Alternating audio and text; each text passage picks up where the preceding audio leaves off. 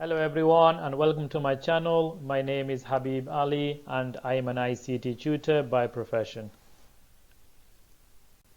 Welcome back to another lesson. So in today's lesson we are going to be learning about how to use the min function to find the smallest value from a range of numbers, and how to use the max function to find the largest value from a range of numbers.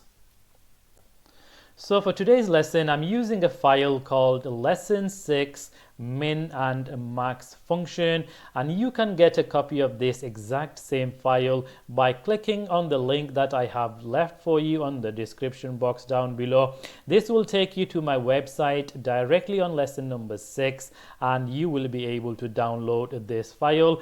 I'm just going to show you a quick example by using one of my previous lessons, just so you understand how to download this file. So when you're on this particular video, so like I said, I'm using one of the previous lessons. I'm using lesson 4 as an example. Once you're on there, you simply need to scroll down till you come to this section which shows the description of this lesson. Open it to show, so you will see this little section here that says show less at the moment. So initially it will look like this. So if you click on show more, you should be able to read the full description of this lesson that I have left for you. However, the link that I am referring to is this link here. This will take you directly to my website. So I'm going to click on this, and this will open the web page of my website, and it should take you directly to lesson 6, but this is an example for one of the previous lessons. So you can see this took me to lesson number 4, and I have left a file here which you can download by clicking on this download button and save it on your computer, and then you can work along with myself. Okay, so saying all that, let's go and check out today's question and see what we need to do. So today's question is asking us to work out the minimum monthly sale made for the April month and then replicate across for all the other months. And the second part is to work out the maximum monthly sale made for the April month and then replicate across again for all the other months. So a pretty straightforward question, but let's go and learn about the min and the max function. Okay, so here at the bottom I have generated 2 more labels in comparison to the last few lessons. So these labels and these cells here, this is where we are going to be working out the minimum and the maximum function and see what answers we get. So first of all, we are going to start with the min function. So in this cell here, C15, we need to work out for the month of April, what was the smallest sale that we have made? Now again, to begin any formula or function, we must type in the equal sign. Once we have done that, we then type in the word min. Now the word min does represent the actual minimum function, so please do make a note. You do not have to type in the full word minimum. Just simply I'm bringing this to your attention because I do get this question asked, and the answer is always no. You do not have to type in the full word. Just the word min is exactly what Excel needs, as this is what is within the Excel system. So equals min, and then we open the bracket. Once you've got the bracket open, now there is a couple of ways you can do this. Now if you look at the prompt that Excel is giving us, is saying, okay, what's the first number and then the second number and so on, third, fourth and fifth. So if I wanted, I can do this. I can click on the first cell of the range that from which I want to find the lowest value from. So I can click on C4, and then as Excel is prompting, I can put a comma and then click on the next one, do a comma and so on, and I can carry on doing this. Now this will actually take me a long time As you can see, especially here, I don't really have that many numbers. So you can imagine if I had hundreds of numbers, this will take me a very long time to do, but it will work. So for this first one, I am going to actually leave it as it is and show you this as an example. Anyway, once you've come to the end, we need to close the bracket. If this is not very clear, you can also keep an eye here on the formula bar. It's a lot more bright there. So I'm going to close the bracket and then press enter, and when I do press enter, it should find the smallest value in this range. So let's have a look.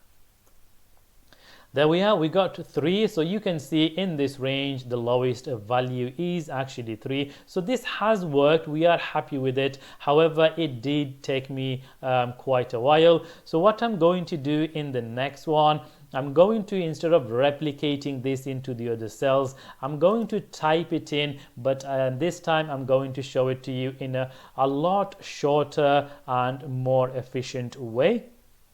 So we begin with equals again, and we type in the word min, and we open the brackets. So exactly the same as we did before. However, this time, instead of having these numbers individually, what we can do is select this entire range, or we can even type in the first cell and then use colon and then the last cell in the range, like we did for the previous lessons, to work out the average, the revenue, and the total sales. What I'm going to do is simply use my mouse and select the range, as I tend to find that easier, especially if it's just a small range which I can see visibly straight away without having to scroll down. So I've selected the entire range. Now I'm going to close the brackets and simply press enter, and it should give me the smallest value in this range. So let's have a look. There we are, we've got number 4, because number 4, it is the smallest value in this range. So because I like this particular method, as you can see in the formula bar, if I just click on this one, you can see the difference between this one and this method. So because I prefer this one, now I am in a position which I can replicate into the other cells for the remaining months all the way to September. So just like we did before in the previous lessons, to replicate, you click in the bottom right hand side on the little square till you get this solid cross. Then you click and you drag into the other cells, and it will copy them in. And what Excel does, it makes sure that it is using the correct cells for each one of these ranges for which it is working out the minimum value for. So for example, you can see number 2 in this range, the lowest sale is number 2. In this one, the lowest is number 6. In this one, the lowest is number 8. And in this one, the lowest is number 5. Okay, so that's how we do the minimum function. Now, to work out the maximum function or the maximum monthly sales using the maximum function, it is very similar to the min function. All we have to do is replace the word min with the word max. So let's have a go. We press the equal sign. We type in the word max. Again, you do not have to type in the word maximum. As a matter of fact, if you did, it would not accept it. It would be incorrect. So equals max, open the bracket, and I'm going to this time type in the cell range rather than click and drag using my mouse, just to show you a different method. So the cell range is C4. So I'm going ahead and typing this in C4. Then I'm going to type in the colon, which is the 2 dots. Again, remember guys, please keep an eye in the formula bar. It is a lot more visible there. Once I have done that, I need to type in the last cell in this range, which is C12. So C12. The minute I do that, Excel does put this blue border around the cell range that you have just asked it to select. So it does that. It does listen to you. It listens to every single command you give. It is fantastic. Once you have done that, again, you close the bracket and simply press enter if you are happy with the range. I tend to always have a quick glance before I press enter, just to make sure that I have got the correct range in question that I need. Otherwise, I will get the wrong answer. So once I'm happy with that, I'm going to press enter. There we are. Now the maximum, remember the maximum monthly sales is what we are trying to find out using the max function. So if you have a quick look in this small range, you can visibly see that yes, 56 is the largest value in this range. So that has worked. We are happy with that. I mean, don't forget, this is only a small range. But in reality, in real life, when you are working with large spreadsheets, you could have hundreds of cells for which you are trying to identify either the smallest or the largest value. So you're not going to always see it directly in front of you. You will have to rely on the accuracy of your function that you have typed in, and if you have typed it in correctly, it will always give you the correct answers. So this is correct, 56 being the largest. Now what I can do is replicate into the other cells by clicking and dragging across into the other cells for the remaining months.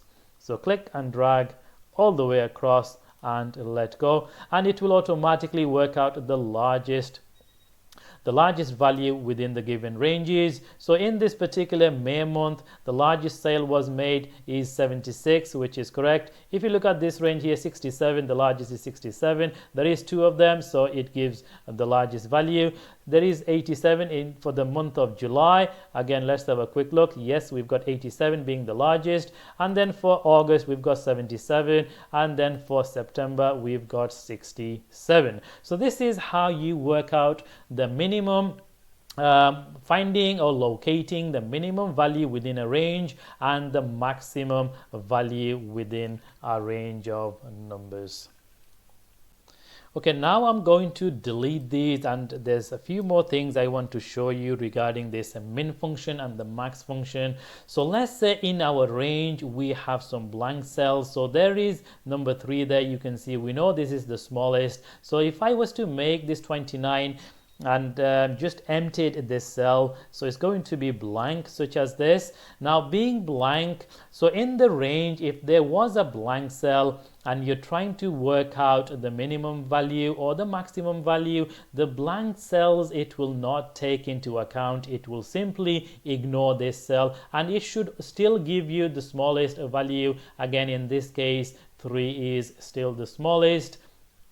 So I'm going to give you a quick demonstration of this as well. And another thing as well before I do is that in a range, if there is any text, again it will also ignore it. It will not count towards your minimum or your maximum value. So please do make a note, any blank or empty cells or any cells that contain text, it will not count towards working out the minimum or the maximum. It will not affect the range whatsoever. So I'm going to use April as well as an example and this blank cell to show you that it does not really matter and it does ignore them both. So let's go ahead and make a start. So equals min open brackets, and this time I'm going to select all the way from April, this being a text field, and scroll down to this bottom cell, close the brackets, and I should still get 3 as my answer. There we are. So you can see I still got 3 simply because it ignored the empty cell. Sometimes people think that because it's an empty cell, this is going to be our lowest and it might return this empty one as a 0. Excel will not by using the min function. There are other functions available, a bit more advanced. We will look into that sometime in the future. But for now, please remember you are learning the min function. And using the min function, it will always ignore blank cells or any cells that contains text. As you can see, April here, it completely ignored it. And the answer was 3. So if I do the maximum as well here for the April month, let's see what we get. So equals max, open the bracket, and again I'm going to select including April all the way down to the blank cell, close the bracket and press enter, and we get 56 being the largest value in this range. And as you can see here, 56 is the largest value. So I hope all this made a lot of good sense to you. If not, you know what to do. Leave me a comment or any further questions you may have, and I shall answer your queries as soon as possible and give you further assistance. Please don't worry. And this is the end of today's lesson. So please don't forget to like and share our lesson and subscribe to our channel if you have not done so. And I shall see you over in the next lesson. So until then, please do look after yourself and goodbye.